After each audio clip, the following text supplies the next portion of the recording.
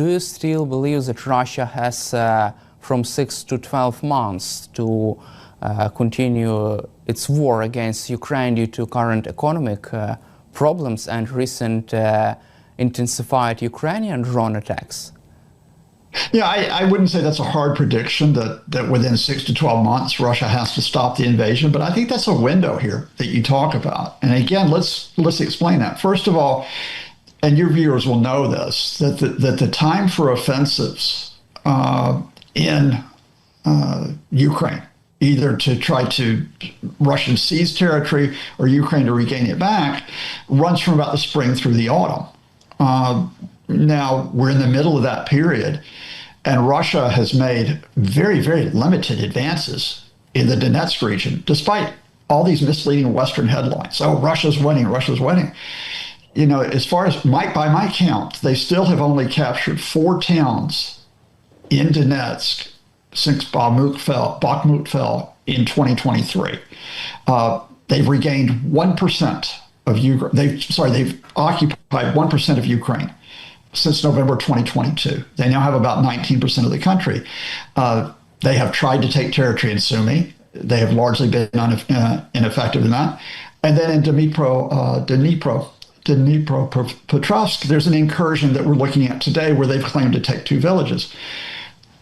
All this attempt during this spring, summer, and now autumn to take territory, they're going to run out of time this winter, and it's going to be more difficult to have an offensive. So when you get to next spring, where is their economic situation? Their GDP has leveled off. There's almost no growth in GDP. They have surges in inflation, which have taken place because they've overheated the economy. They're at a point now where they either have to decrease their interest rates, which risk fueling more inflation, or they keep the interest rates high and you risk recession. Now, the government budget deficit is increasing. It's up 30% in recent months. Can they keep throwing money at this invasion? Can they keep throwing resources at this invasion? And so what you have is you have a twin situation with, as I said, that 6 to 12 month window. What capacity does Russia have going into, let us say, the summer and autumn of 2026? And on the other hand, can Ukraine continue to get assistance from its allies to maintain its defense? And that assistance, by the way, we have to emphasize, is not just military aid, although that's important, but that's also economic and financial aid to keep Ukraine's government running, to keep its public services running. And I'm going to come back to a fundamental, because I think a lot of people forget this. If I was going to choose one economic situation to be in as Russia tries to maintain this invasion, would I rather be in a Russia which is largely isolated internationally, which faces a great deal of sanctions, which is heavily dependent on Iran and on China to buy its oil? Or would I rather be part of a Ukraine which is also allied with a European bloc, which actually is one of the world's largest economies, certainly has the largest population at 450 million? Would I rather be allied with a Ukraine which also can count on countries like Canada, Australia, South Korea, and Japan to provide assistance? Whose economic power would I rather have right now, Moscow or Kyiv, backed by international partners? I'm going to take the latter. Does it mean that Ukrainian alliance with Western powers, Ukraine has more cards with these economies which support Ukraine rather than Russia and Russia's allies? I think it comes down to Europe. I mean, although I don't want to underestimate other allies from Asia, allies from other parts of the world. The Canadians, for example, their Prime Minister, Mark Carney, just visited this week, and they pledged more military and economic aid.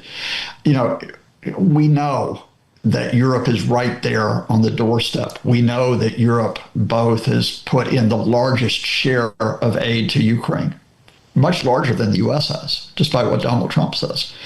And we know that Europe is leading the way in terms of sanctions on Russia at this point, with the 19th package, coming soon. there are a couple of what we might call flies in the ointment. Viktor Orban in Hungary, Robert Fico in Slovakia, that has delayed the attempt by Europe to completely cut Russian energy supplies. Now, I think that will be key going forward. But if the European Union and individual European members stay firm behind Ukraine, yeah, I think that's essential. And I'll tell you another reason why it's essential. As much as we look at Donald Trump, and as he tries to steal headlines each and every day, European officials are working with those people you won't hear about in the headlines on a day-to-day basis. There's the envoy to Ukraine, Keith Kellogg. There are people in the State Department, in the Pentagon, in the CIA. And as I speak to you right now, European officials and Ukrainian officials have apparently gotten those U.S. officials to agree to plan for a security guarantee. That security guarantee, as being reported in the Financial Times, who I value as a source, now means that for the first time, the U.S. is saying we will provide intelligence, we will provide air defense assets, we will provide other air defense capability to establish a no-fly zone, we will provide logistics, engineering to support a peacekeeping force when the invasion is halted. Now, if you think where we were with Trump 6 months ago, where there was no aid to Ukraine, Europe working with Ukraine has been vital to move the U.S. beyond what Donald Trump says in his latest, thought bubble. From your perspective, what was the most crucial point made by European allies after which Trump changed his mind and agreed to provide a kind of security guarantees?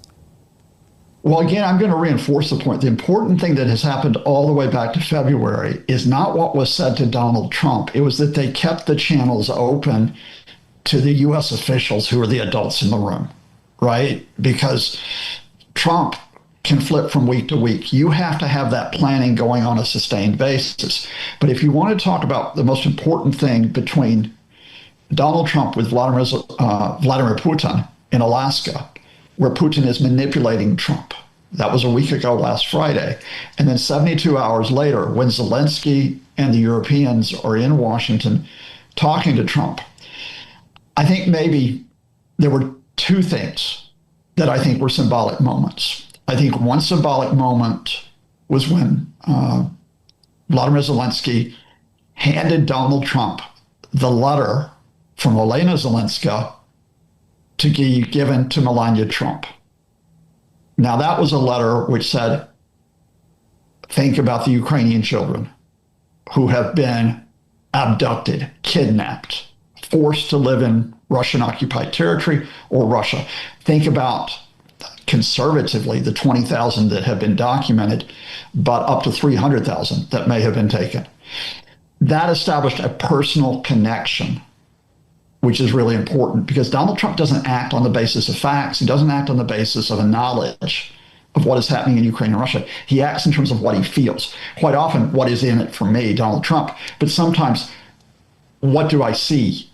And what Melania Trump has been telling Donald Trump is that Vladimir Putin doesn't stop, that he keeps attacking, he doesn't cease fire. He in effect makes Trump look weak. And Trump hates that. So that letter from Zelensky is important. And then the second thing was in the meeting with the Europeans and Zelensky after that, when the Finnish president, Alexander Stubb, told the table, he said, look, if you give up the rest of the Donetsk region to Russia, the 25% that Ukraine controls, if you let Russia have that Donetsk region, they're not going to leave. They're going to take that, and they're going to use that as a highway to Kyiv. And those were Stubb's words, highway to Kyiv. In other words, you have the perpetual threat of another Russian invasion. And I think that was what emphasized to Trump, first of all, you can't give away Ukrainian territory. And secondly, you really need to be thinking about security guarantees. Now, again, just over a week has passed, and Trump has had other, he's gotten angry about things, he's gotten frustrated about things, and he lashes out. But the fundamental is that after that meeting in Washington, Zelensky, the Europeans, then you had the planning which started between the Ukrainian, European, and American militaries, led by the American chairman of the Joint Chiefs of Staff. So if Trump does flip-flop and go on, unless he actually orders a halt to that planning, that's the process that we're looking at to develop week on week and month on month. I will add one other thing for your viewers, by the way. Beyond the threat of Trump being chaotic, the other threat is within the Pentagon. The other threat is a man that you may never have heard of, named Elbridge Colby. Elbridge Colby is effectively at the level of almost like an assistant secretary of defense. He hates giving aid to Ukraine. He absolutely hates it. And a few weeks ago, you may remember that he did a review of U.S. military stocks, which led the Defense Secretary, Pete Hegseth, who's not qualified, to suspend aid to Ukraine for a few days. That's it. We're cutting it off. We can't afford to give them anything. Now, that decision was reversed because the American military, the American officials said, you can't do that. You have that wild card that an official like Colby in the Pentagon could all of a sudden try to say, amidst all this planning I'm talking about, we have to stop it. We have to cut it all off. So I don't want to say this is a guaranteed process, but if you compare again where we were back in January, where we thought that was it, the U.S. was gone for good, and where we are, where we do have discussion of security guarantees and U.S. assistance, that is a big step forward. It's not as far as we need to go, but it's a big step forward from where we were at the start of 2025. Has Vladimir Putin lost U.S. President Trump after this meetings in the White House between European allies, Ukrainian President Zelensky, and U.S. administration? You never completely lose Trump because Trump, he's like he's like a weather vane that spins in the wind, and like who blows on the weather vane? And, the Kremlin could try to blow on it again. You are wonderful, Donald Trump. You should get the Nobel Peace Prize. You are a man who is just a great leader alongside our leader, Vladimir Putin. But there's a problem here. How far can the Kremlin go? I mean, in a way, I think they played their last big card, which is, here's your face-to-face meeting with Putin, which is what Trump had wanted for months. Here you go. And you get to have the red carpet. You get to have Putin talk about how great you are in front of the U.S. cameras. Now what can you give him? You can't go back to just a phone call from Putin and have the same effect. And secondly, Russia does not stop attacking Ukraine's civilians. And you cannot offer Trump that prospect of a Nobel Peace Prize and the prospect of being the big man in the world if you do not stop your attacks. You can't, because there's no peace. And the one thing I've never understood about the Russians, and maybe your great viewers can help me out. I think I know the answer, but it'd be interesting what your viewer says. That every time after we have a moment like this, where either it's Trump being flattered by Putin, or it was the Ukraine-Russia talks in Istanbul a few months ago, the day after the talks, Russia launches at least scores of drones and missiles, sometimes hundreds of drones and missiles. So last week, immediately after Zelensky and the Europeans met with Trump, I think it was the very next day that Russia fired more than 300 drones and missiles. You would think Russia would just stop for a few days. Now, as I speak to you right now, over the past couple of days, Russia has only fired about 70 to 80 drones on a nightly basis. They still cause damage. They still kill people. But it's sort of a decrease on their rate of fire. But they need to stop it completely.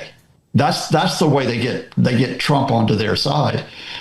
But I don't think Putin will stop because, and I'll ask your viewers again to comment on this, Putin still thinks he can break Ukraine. He still thinks he can break Ukraine's civilians and break their energy supplies. And so he has this competition. Do I give up on trying to break Ukraine's civilians to win Trump over? Or do I keep attacking civilians and risk losing Trump? But don't you think that it could be beneficial for the Russian side to try to reach a peace deal over Ukraine right now, with Donald Trump in the White House, fully supports Vladimir Putin, likes Vladimir Putin?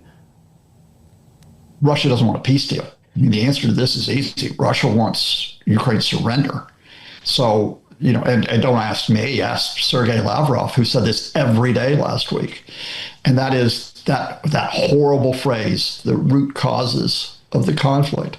You know what that means in Ukraine. You know that means that you give up all of Donbass. You give up parts of Kherson and Zaporizhia. You give up Crimea for good. Even if it's not legally recognized, Russia is in those territories. It means that Ukraine is kept weak and demilitarized. Not only do you not go into NATO, you don't get security guarantees from NATO members. It means that your path to the European Union is put into question. They may not veto it, but they'll try to say that we don't want this. It means all sanctions lifted on Russia. And it means we don't recognize Vladimir Zelensky as the legitimate president of Ukraine. That's what Russia's demanding. So there's no peace deal here. The question here is whether Trump supports Russia's ultimatum against Ukraine. And I think we're in this loop. Again, if I was to put a guess on how this ends, I think this ends next year, not with a peace deal. It ends with sort of a freezing of the lines. Russia occupies the areas that it holds right now. Ukraine maintains the rest of its territory, but Ukraine has a path to cooperation with members of NATO, not into NATO itself, but cooperation with NATO members, and it has a path into the European Union.